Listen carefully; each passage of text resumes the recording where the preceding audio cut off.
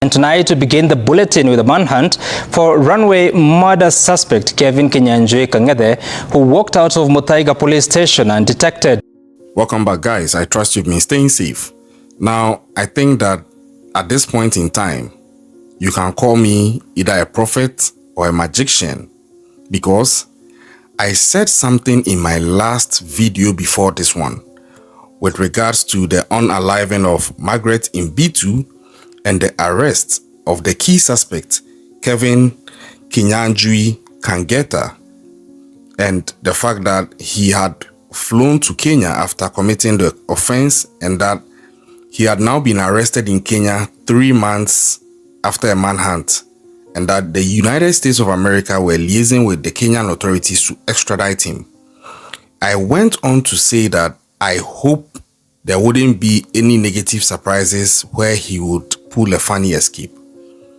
Guess what? It has happened. Barely 24 hours ago, reports coming in indicate that the key suspect, Kevin Kinyanjui Kangethe, has escaped from a police station. Yeah, you heard me right. He has escaped from a police station. He didn't break out of jail. He didn't force himself through a door or a window. He basically strolled out of the police station, which had 4 police officers on duty and his lawyer also present. This is playing out very funny. And before I get into it with my analysis and my 2 cents, I would first want us to watch the news bulletin that captured this story, and then I'll come back and put in my 2 cents.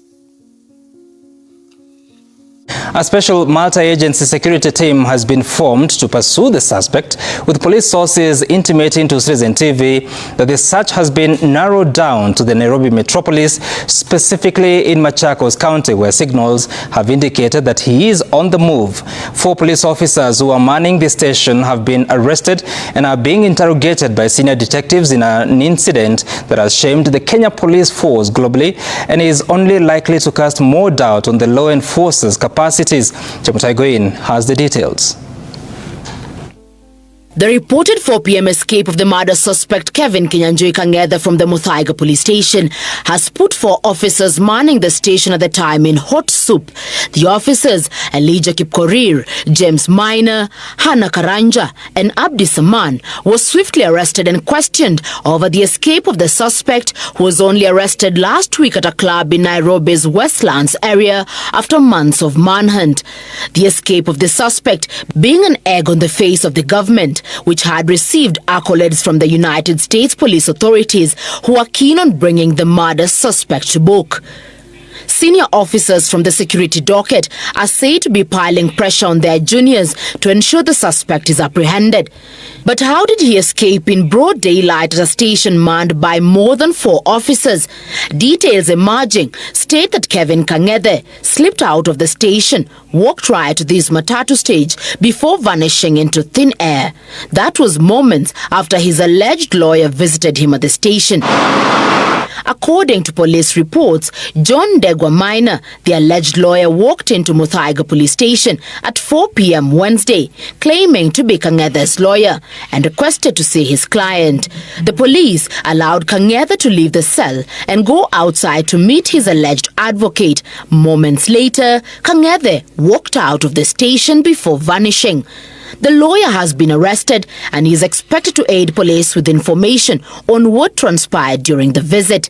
As per the reports, the officer commanding the station at the time was chairing a meeting inside the station before being alerted by noise from officers who were chasing the suspect along the Thika superhighway. The scene was immediately visited by senior officers from Nairobi region, who ordered the arrest of the 4 officers. By close of business Thursday, senior police officers from Nairobi region were holding meetings at the Muthaiga police station. The interrogations of the officers are still ongoing, as Kangethe's whereabouts remain unknown. Police are tracking a cell phone handed over to him by the alleged lawyer. A special multi-agency security team formed to pursue the suspect has, according to sources, located the phone used by the suspect in Machakos County and are in hot pursuit. The 41-year-old murder suspect was arrested last week after months of manhunt and later arraigned at the Milimani Chief Magistrate Court, where 30 days custodial orders were granted to allow extradition processes to be completed. Kangethe had renounced his U.S. citizenship, which prompted the extradition process. Officials said had he been an American citizen, he would have been repatriated without a court process. Kevin is a suspect in the first-degree murder in violation of the laws of the United States, where he's alleged to have murdered Margaret Mbitu in Massachusetts on October 31st, 2023 by inflicting multiple stabs on her face and neck before leaving her body in a locked automobile in a parking garage at Boston Logan International Airport.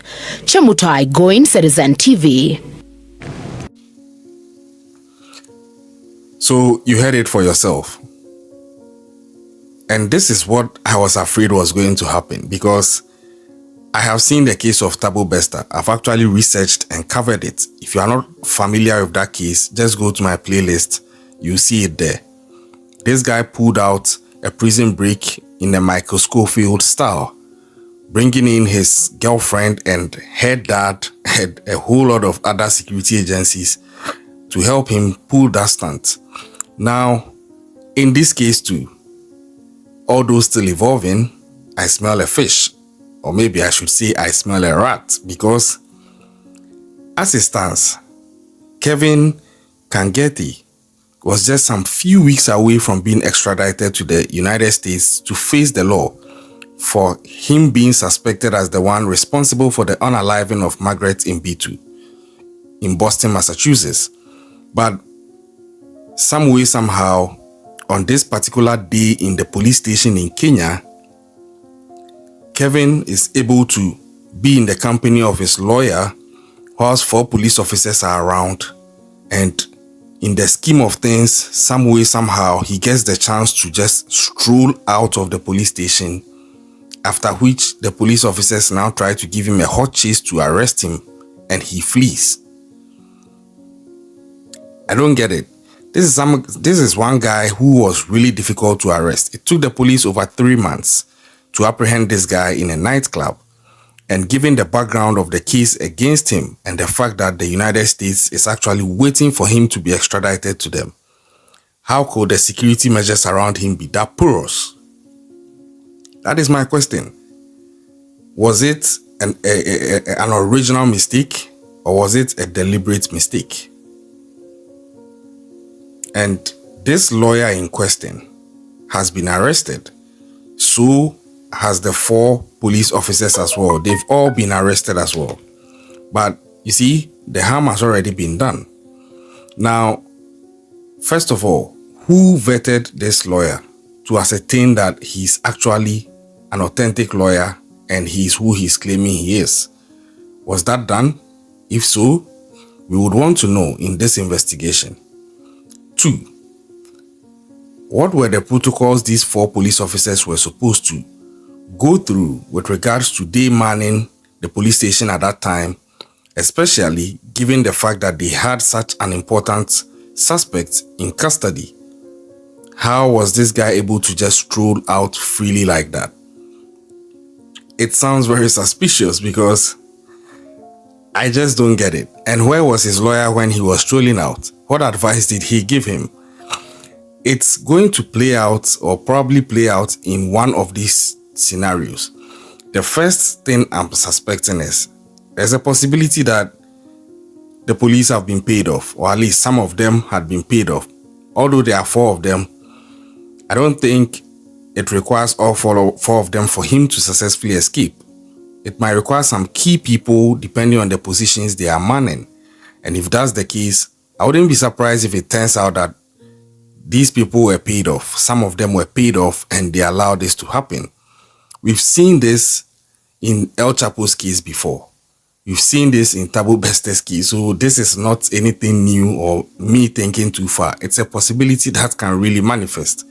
There's also no record of the fact that Kevin has a lot of money he can use to pull something like this. But again, we really don't know much about him. So even if he doesn't have so much money, he could have someone who would help him. So that's my first suspicion, that maybe the police, or at least some of the officers, have been paid off. Or 2, there's also a possibility his lawyer and some of the police have been paid off, which is straightforward. Or 3, this guy was not even a lawyer in the first place. He was rather an accomplice, and maybe his goal was to come in there, distract the police, and enable this suspect in the person of Kevin Kangethe to escape. That is also a possibility. And then the 4th possibility could be that the police were just incompetent and negligent, and his lawyer was aiding and abetting him, or didn't see what he was doing. Yeah.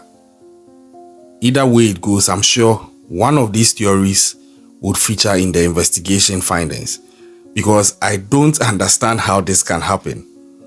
And I feel so ashamed for them, because I'm also an African. When it happens like this on the world stage, it begins to look like we can't get some things right. But that is not the case. I've really come across some very excellent police officers and military men who discharge their duties with top-notch precision and standards. So when you see something like this happening, I just don't get it, because mind you, this is a suspect wanted for the unaliving of a 31-year-old woman, and you are to extradite him. The court has granted it. You are just holding this guy for some few weeks, about 2 to 3 weeks more, and he's good to go. How do you lose this guy? Well, I think I've made my point. But let me know what you think in the comment section. Which of these theories do you think is playing out here? Or do you have any other theory I didn't touch on? Let's have a conversation. And I think that if he's arrested, they should factor all this in his prosecution. I think so, because you can't be behaving like this and it's giving a blind eye. I think that he needs to pay for all these things that he's doing. And I also believe he's escalating and could start getting even more dangerous. Remember, he has already unalived one person already. So the public needs to be alert, because this person can do anything if you try to cross his path.